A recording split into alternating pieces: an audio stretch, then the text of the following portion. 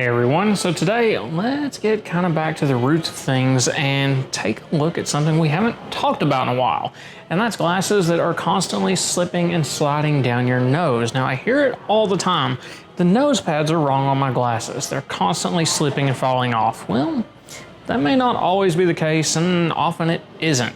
But let's take a look at that today and see what the real cause is and what can actually be done to fix it to keep those from slipping down your nose and driving you absolutely insane.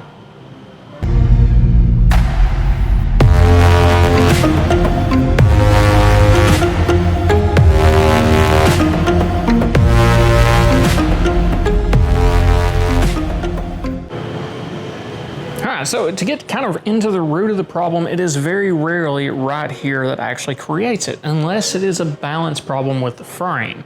That's a little bit different matter, and actually something I had to fine tune on these a little bit because we changed the lens size pretty dramatically from what they were designed to be in making the custom rimless fit. So yeah.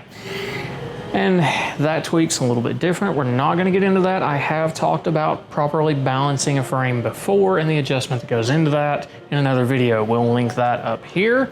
But as far as the overall glasses sliding down, slipping off your nose, it's pretty rare that's the nose pads, because what happens is the nose pads provide grip. A lot of times people think if they're not sitting in the right place, the frame's gonna slip and slide down, and it's just not true. Occasionally, if it is an absolutely terrible fit and there's almost no contact area, which causes no friction on the bridge, or you have super slimy skin, mine is very oily and greasy, guys. I assure you, it is not the nose pads that cause it to slip down because your nose is greasy. Make no mistake there. Like, you can see the shine on this freaking thing.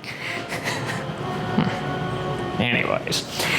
So the real problem and the core of it is actually right back here. And you'll see on these, that bend is right perfectly at the crest of the ear. Now that is doing wonders to keep that in place, but you'll also notice it is not really pushing in. You don't see an indent back here. It's just lightly caressing across the back of the ear.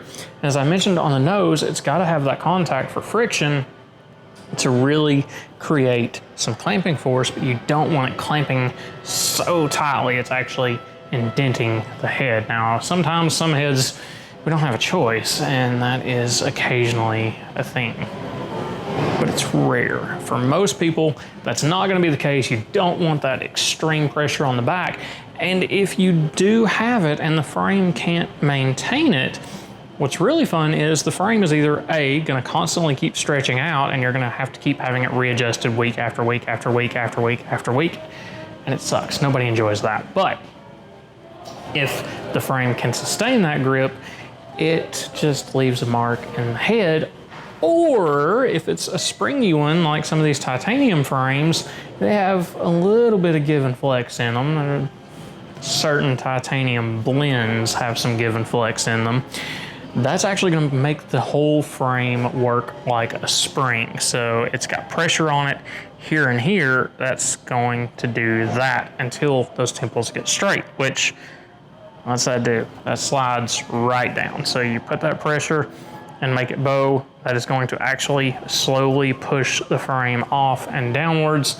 And you can see it takes a pretty good bit of pressure to even pull this one out of alignment from there. And again, that is because it has this nice, it just touches just so lightly here, curves all the way back behind the ear and folds right there at the front. Now, obviously, when I pull my ear down, it's pulling it forward, so you don't get as great of an effect, and that's why you will rarely see any optician that knows what they're doing do this to try and look at the ear and see what's going on. We will follow that frame and feel where it curves behind the ear and mark it and bend it and adjust it so it feels good back here where it's supposed to. Now, as far as the nose, I did mention very occasionally you can have one that is where the problem is. Sometimes with a plastic frame, the oils will just build up and build up and build up right there on the bridge of the nose. Right here in this little area here. It's unusual, but it does happen because acetate contains moisture, it absorbs moisture, and that has something to do with the adjustment of it as well. We're not getting into that today. when it has gotten too much oil in it, really all you can do is give it a good deep clean to get all of that oil off of it. Now, if you're confused what I mean when I say to actually clean the frame itself, now we all clean the lenses a million times a day because it drives us mad when there's stuff on them, right? Yeah, I hope you clean your lenses at least once a day. But as far as the actual material itself absorbing oils and being difficult to clean, really just a good hand soap, kind of the same thing we recommend for lenses at least once a week or so to get those oils out from around the rim of the frame, will work really well to get those oils, at least some of the accumulation off of the frame front where the bridge touches the nose. We'll just grab another one of those guys here. So right in this area, that's kind of what you want to focus scrubbing, cleaning on to get that looking good. And it's just a little bit of basic maintenance that, well, I think most people don't even really know it's important to keep your glasses clean, at least from some of the ones I've seen over the years. Haven't had as much of that here, but it still happens and it's still something to keep in mind. A little cleaning goes a long way with so many things. So I hope that gives you at least a little bit of insight as to what keeps these darn things on your face that isn't the nose pads.